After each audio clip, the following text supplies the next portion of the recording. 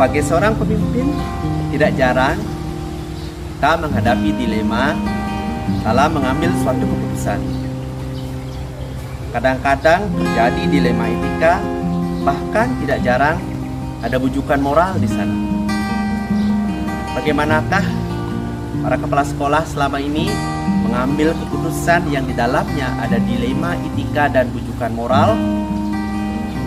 Bagaimana juga beliau mengenali mana yang merupakan dilema etika atau yang merupakan bujukan moral, dan langkah-langkah apa saja yang diambil sehingga keputusan yang akhirnya diputuskan merupakan keputusan yang bertanggung jawab.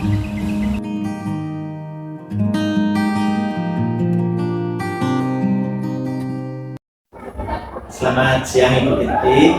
Oke, selamat siang Bapak. Terima kasih sudah memberikan kesempatan saya untuk melakukan wawancara seputar bagaimana Ibu mengambil keputusan selama memimpin di SMP Negeri 12 Denpasar. Jadi saya ucapkan terima kasih Ibu. Iya, Hari ini Ibu mengajukan beberapa pertanyaan. ya, silakan Pak. Pertanyaan yang pertama, selama ini mungkin Ibu selama mengambil keputusan kan mungkin ada dilema, mungkin ada dua keputusan yang mungkin dilema etika, kemudian juga ada bujukan moral di sana. Nah, selama ini bagaimana Ibu mengidentifikasi mana yang merupakan dilema etika atau merupakan bujukan moral? Silakan.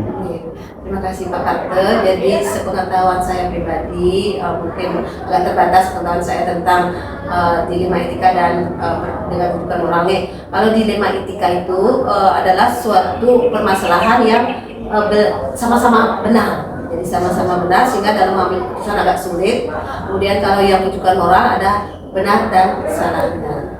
Jadi seperti itu ya, jadi sudah sangat jelas. Kalau yang dilema ya karena ada benar-benarnya ya. Kalau bujukan berarti sudah pasti benar salahnya ya. Baik. Nah, selama ini Bu, yang kedua mungkin selama ini bagaimana Ibu menjalankan kalau seandainya keputusannya itu sama-sama ada nilai benarnya, bagaimana selama ini Ibu menjalankannya sehingga itu menjadi suatu keputusan?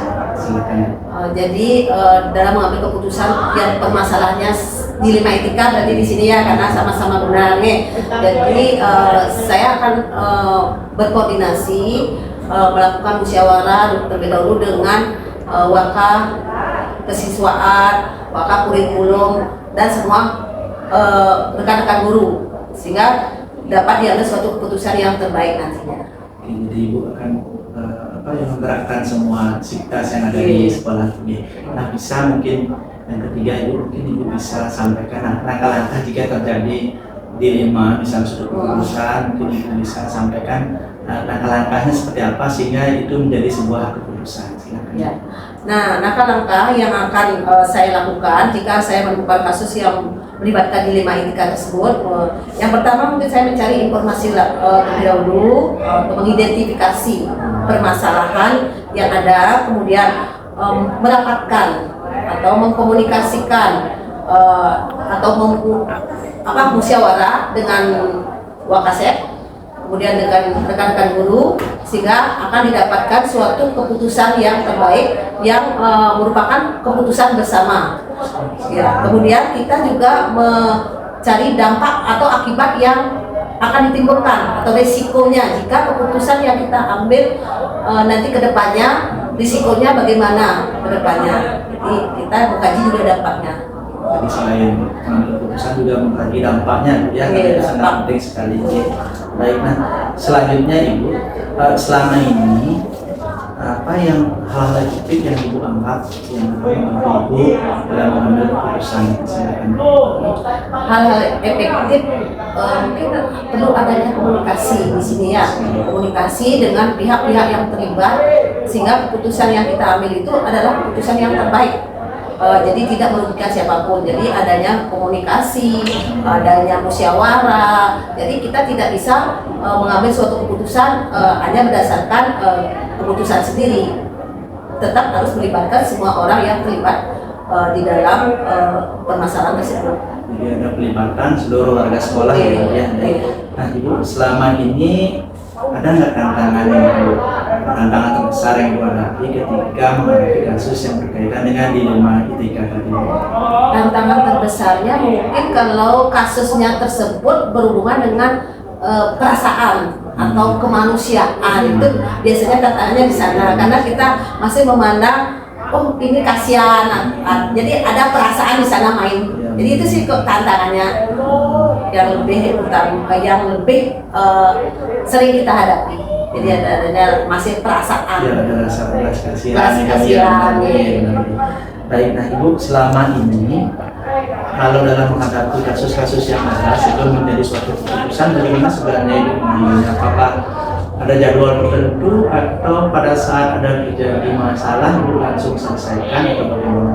Dalam pengambilan keputusan selama ini sih tidak ada penjadwalan tertentu ya.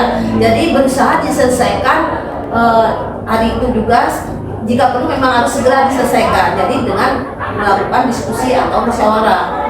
Jadi tidak ada penjadwalan tertentu. Jadi tidak ada jadwal khusus ya. Iya. Jadi kalau ada masalah memang ditunda. Iya, biar cepat selesai.